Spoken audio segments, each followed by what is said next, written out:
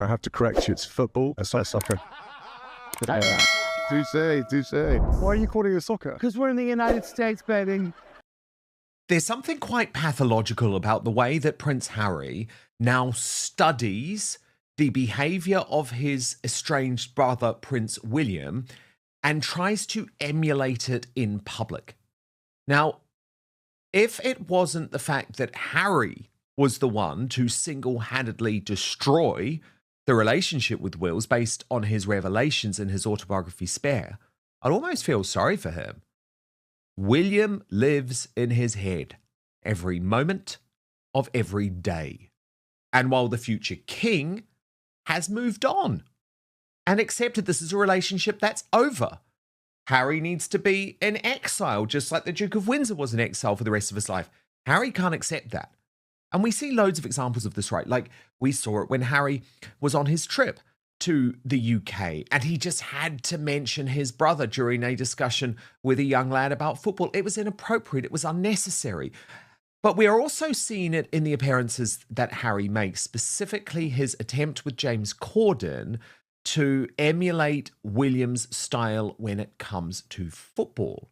But what was really shocking and astonishing was this discovery from Nancy Sidley of the Sidley twins, who revealed, imagine being so jealous of your brother's appearance on one of the biggest sports podcasts in the world, of course, speaking about New Heights with the Kelsey brothers, that you rush onto the Temu version, she's referring there to the Fox World Cup podcast with James Corden, and try to recreate the same conversation. Wow, what a loser. And here are the receipts proving just that. You know your soccer. You've been around the game for a long time. So, first of all, Jason, I have to correct you. It's football. It's not soccer. Touche. I always thought that you went to a school that was too posh to play soccer. Do you know what I mean? Like To play football? Yes. Why are you calling it soccer? Because we're in the United States, baby. Yeah. P. Diner, royal YouTube sensation. It was a total rip-off of that moment. And look, I know some people in the entertainment industry will be saying, look, Harry had a script, the lines were provided to him by James Corden comedy writers. You know, we had that line about Quidditch when they were discussing Harry Potter. But at the end of the day, it's up to Harry, if that is the case, to say no. But I believe, P. Diner, Harry, as the years go on and the estrangement grows, and Harry doesn't want the estrangement now, that's the problem. He's a guy who regrets what he did. His obsession with William is actually becoming a very worrying, creepy thing. The latest bombshells from Harry and Meghan that the Montecito Mafia and the rest of the media are desperate to hide. Subscribe right now for the real story with zero spin and zero censorship. Yeah, I think William is in a position now where he really has to be very, very careful. I do. I feel like his brother, Harry, is going to try to sabotage everything that William is trying to do. The success of William and Catherine is, I think, overwhelming for Harry because Harry and Meghan are the complete opposite. And I think he is obsessed with his brother because he wants what his brother has. And so trying to emulate and do all these things similar to your brother, you know, is the best way he can try to be in close alignment with his brother by doing things that his brother is doing. And I think it becomes very dangerous for William because I just can't see this relationship getting better. It can only get worse. And that could mean William could fall into, I don't know, some kind of situation where his brother is making his life complete misery, especially if he's in close proximity because he wants to come back more often now. I just feel like Harry needs to be kept away as far as possible. And I don't think that's going to happen because of how weak the king is. It just shows Harry is just such a dud and a loser, truly.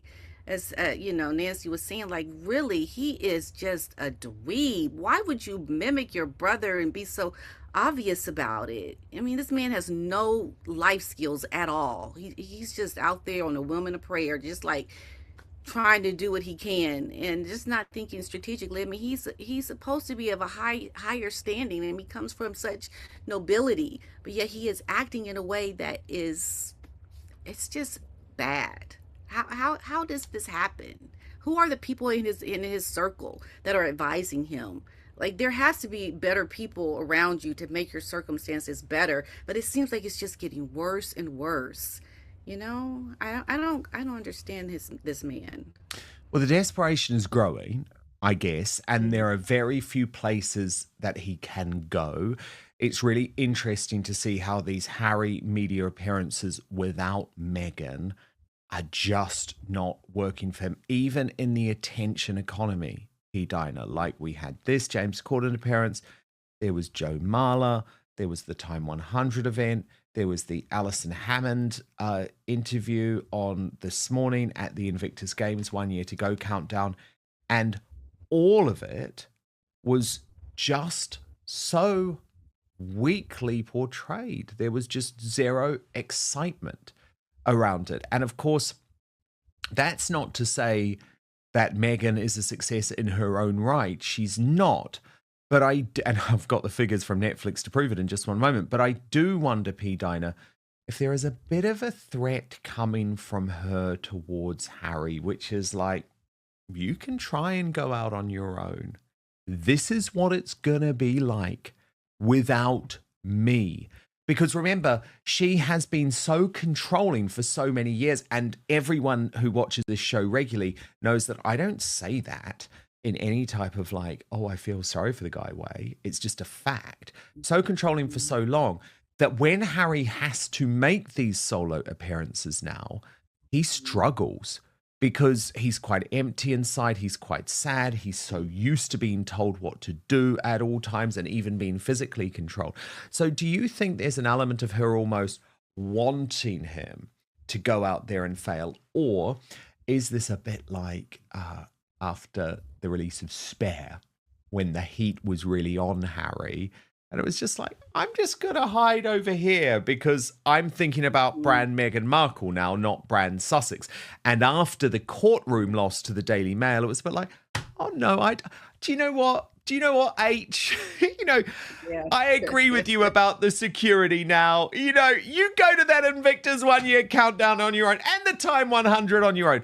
Which do you think it is, Dinah? I think Meghan is just wanting Harry to continue doing what he's doing because she knows it's just not coming off right. I think she looks at him as a failure because he is, and she just wants to create her own way. She wants to create something completely separate from Harry. In the beginning, Meghan being with Harry was great for her. We didn't know who she was. Harry did a lot of good for Meghan in the beginning. But if you look at what happened with her other marriage, it's very similar. She had her ex-husband who propped her up. He gave her relevance. He gave her identity. But as soon as she got on that show Suits, she was her own woman. And I think it's the exact same thing now.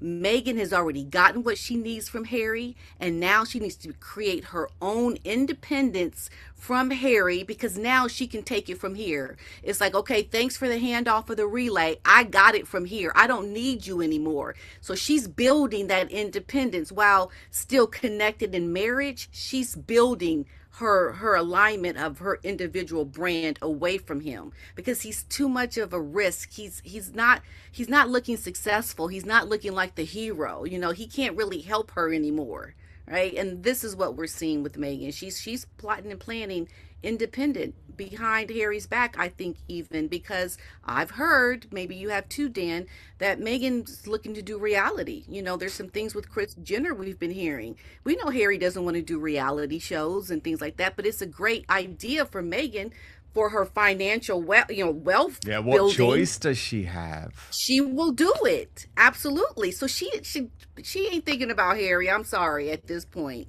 No. Yeah, I mean, look, she was always open to reality, actually. And I think she is going to have to do it, P. Diner, because the new Netflix figures revealed this week, and it was actually the Royal News Network that crunched the numbers. Oh my God. I mean, we knew it was bad, but you still actually have to see just how bad it is. So Brittany posted, here is the breakdown of how With Love Meghan and some of Harry and Meghan's other projects performed during the first half of 2026. I imagine why Netflix dropped the couple won't be much of a surprise. And let's just luxuriate in these figures, P. Diner. Harry and Meghan. Okay, so that's still the reality show. We know not the reality show, the documentary series from all of those years ago, still number one, but not much. I mean, number 3,188 with 600,000 viewers. With Love Meghan season 2. So this came in the past year. This is the new content that got all of the publicity. Half the number of viewers of the old documentary series. 300,000 viewers at 4,701 in the Netflix chart. With Love Meghan season 1 at number 5,644 in the chart with 200,000 viewers. The With Love Meghan holiday celebration. Gosh, you remember again, Pete Diner, so much hype around that, so much publicity around that. 200,000 viewers total at number 5,954. And Brittany writes, what didn't make the top 8,200 plus properties on Netflix, meaning they failed to have even 100,000 viewers. Polo, Live to Lead, Heart of Invictus. So, P. Diner, it's, look, again, I know all of our viewers understand the Netflix deal was a total disaster. Ted Sarandos had no option but to walk away. The deal was disastrous, just like the sales for As Ever are disastrous. But to actually see the official Netflix numbers, P. Diner, it's still quite something. You know, we have episodes of Outspoken that get way more than 200,000 views. Her holiday celebration got that. I mean, it's the most highly promoted holiday special around the world. It had headlines throughout all of the mainstream media. It's just, I mean, look, the point that I'm making, P. Diner, this is not just a flop. This is the biggest disaster in entertainment history. It was a $100 million deal. Not that they got all of that money, because of course, a lot of that payout was based on actual performance or actual delivery. But it was a huge deal. It was a huge deal. Number 5,954. I mean, look, I can go on, but you know what I'm saying. Netflix, These numbers are stark. They gambled and they lost big time. Oh yeah. So that right there is validation for Meghan, that how can she try to move on in this way and to make money?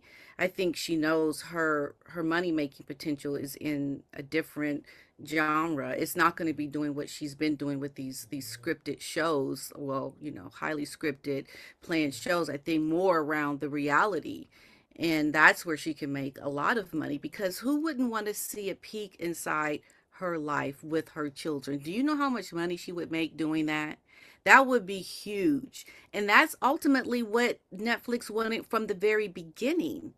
And I think now Meghan sees this is what she's going to have to do to make her money. She wants to be independent and financially set. That is the only way it will happen. That commodity that she has is her knowledge as a royal, the insides of her life inside the palace walls.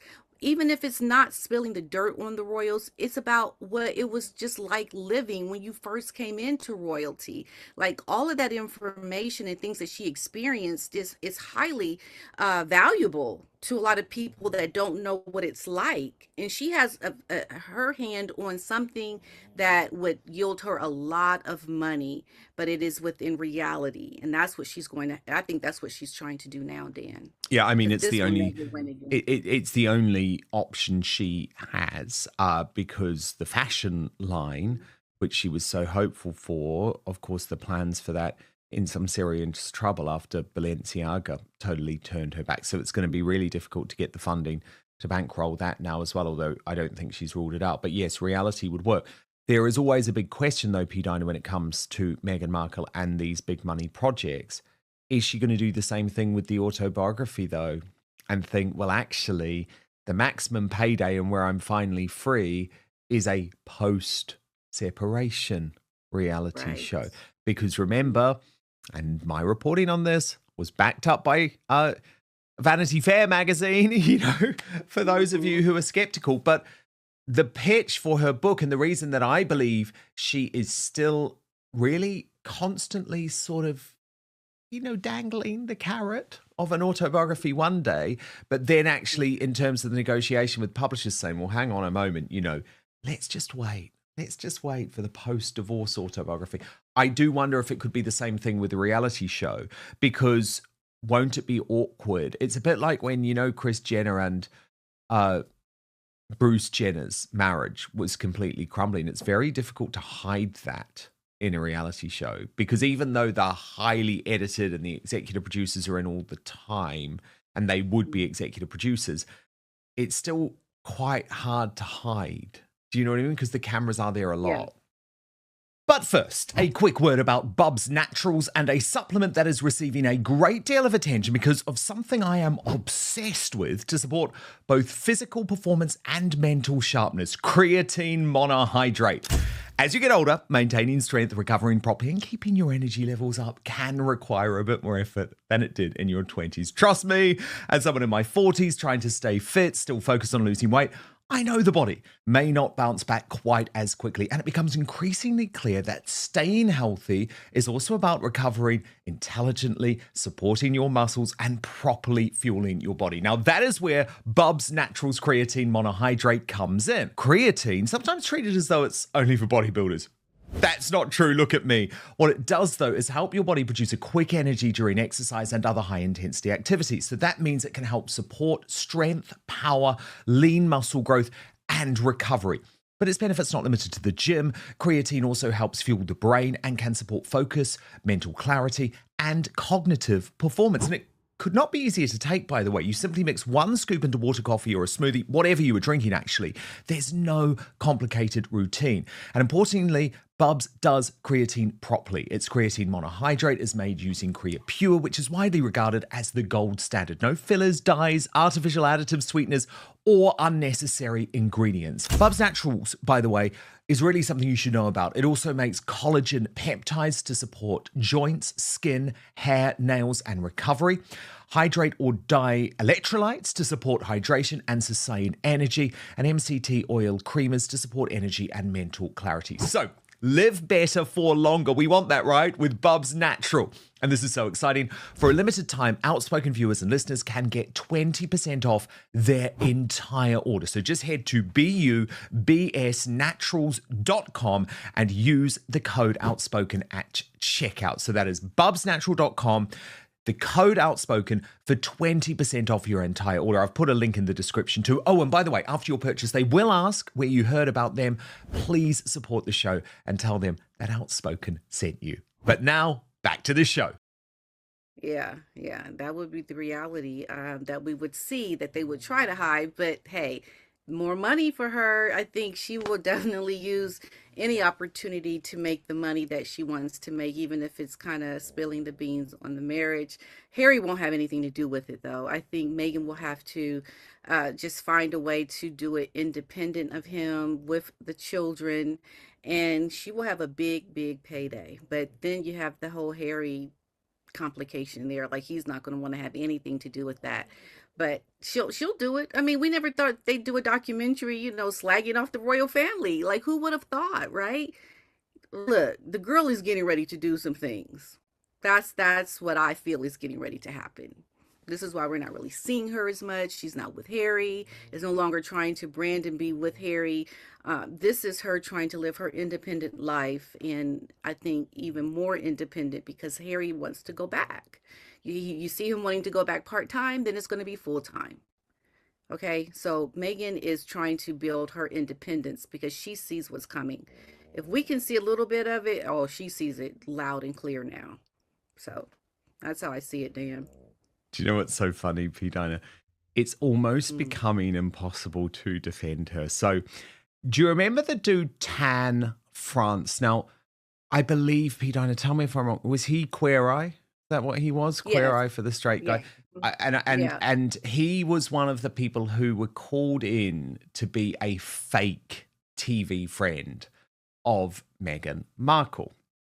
And I'd never met. It was a mortifying fake relationship. I guess he had his whole Netflix thing going on with Queer Eye. So there was like some type of like corporate synergy in terms of why he did it. But Tan France went on the Vanessa Feltz show, the now cancelled Vanessa Feltz show here in the United Kingdom for one of her final episodes. And Lauren the Insider did a brilliant breakdown of what happened. Watch. Even Meghan Markle's fake friends are struggling to lie. Take a look at this clip of one of her fake friends that was drafted in for filming of With Love Meghan.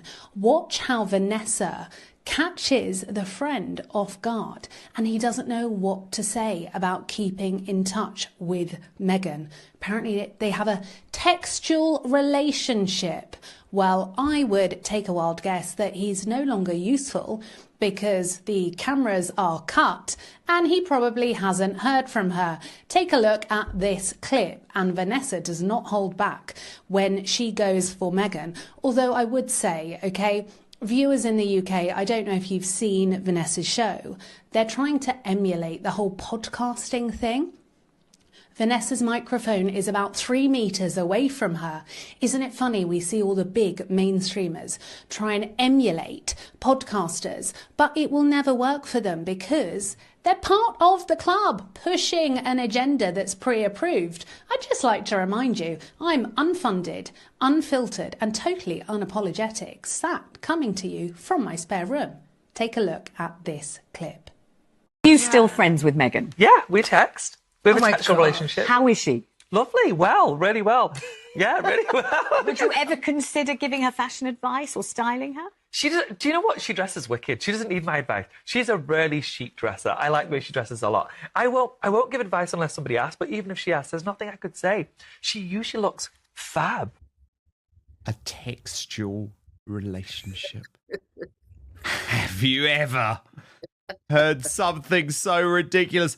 But Vanessa kept going. Watch. I mean, you live in the States now, so you may or may not know that there has been, you know, tumultuous criticism of that show here. Yeah. Not on a serious level, but just because people felt, particularly the bit where she famously poured some pretzels into a bag and then tied a bow on the bag. I mean, that's not a sin, it's not a crime. Yeah. But people did feel, I think some people thought, oh, come on, you know, talk about teaching us to suck eggs. You know, we know how to pour pretzels into a bag. We probably know how to tie a bow, and none of us would want to. We could, but we don't want to. And, you know, putting vegetables in rows and you know, that kind of a thing. Yeah. I don't know whether it went over that way in the States or whether Americans liked it more than we liked it or quite what. So being from the UK but living in the US, I've been there for 20 years and I was here for 23 years. I think I understand both equally well. It was never going to be for the Brits. The Brits are too cynical. They just don't. They don't care about the whimsy. Like they're too busy getting on with real life. Like life's hard in England. They haven't got time to make a charcuterie board pretty. There's no reason. Or biscuits for the guest dog. Yeah. Yeah, and even the guest did look a bit surprised. She's like, oh, they're biscuits for my dog. But it's I wouldn't say she looked thrilled. But it's very American. Oh. P. Dinah, it's not, is it? I mean, one of the things we learned this week from sources close to Meghan and Harry is that they realise that Americans are turning against them. I mean, you're an American. You're following this closely, P. Dinah. Is it really an argument to say, oh, you're just British and that's why you didn't understand With Love Meghan? Because I'm sorry, looking at the figures, P. Dinah, it was a flop everywhere, right? It was a flop all around the world. Yeah. It was a flop in America as well.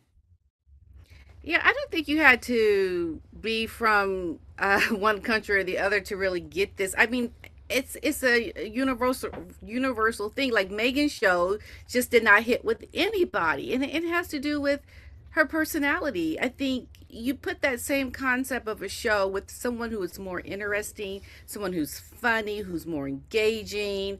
It could have worked, but I think the thing is Meghan is the one that people don't click with, whether you're in the UK or in Britain. You know, I think her personality is what makes the show so awful. And I think that's something that is universal. People cannot like her from wherever they are. And that's what it was, you know, at least what I see. You know, it has nothing to do with the concept of the show. But Meghan in general, she is the factor that people do not like. She just does not click with people. She comes off as fake. She comes off as someone who's trying to look nice and be nice, but underneath you're like, no, you're not really nice. You're not a likable person at all. And the relationships with the friends, the people that she had, there's just so many things that point to it being Meghan is really the issue. You know, that's, at least that's how my American friends and people that I speak with, that's how they see it. And P. Dinah, what do you make of this petition circulating to remove Prince Harry from the Invictus Games? It seems to be building up a lot of steam since it was first revealed on News Nation this time last week. Yeah, I saw that, and I think it's very valid because they are taking away from the men and women who have sacrificed so much, and it's becoming a part of the Harry and Meghan show. Like, this is not about Harry. You know, him receiving this award from Time and did a video about this. You know, Harry is front and center receiving all the accolades about something that he supposedly started, or he's about sports and veterans, but that is showing him as the front person of this whole great organization, the work that they do. And it's not about him. It's really about the sacrifices and the things that the men and women who participate in Invictus are going through. That's the story, but it's becoming Harry's show. It's becoming his brand. And I think that is a great thing to have a petition to get rid of him, because nothing good is going to come from being connected with Harry and aligned with him. Because look at what he does. Everything he does is not good. He's not even connected to real royalty anymore. So what is the purpose of having him around? He serves no real purpose for anybody. You know, he's trying to make money. And that is not a good thing when that's what you've become known for. We know he needs to make money, so anything he does is going to be connected to that. And that devalues and diminishes the work of the Invictus Games. I'm very happy that there is this petition. P. Dinah, royal YouTube sensation. You can find P. Dinah, P-D-I-N-A, on YouTube. But we love having you on Outspoken, P. Dinah. Thank you, thank you, thank you, and thank you for your company today too. If you would like full access to the Royal Uncancelled After Show, then please head to my Substack, www.outspoken.com.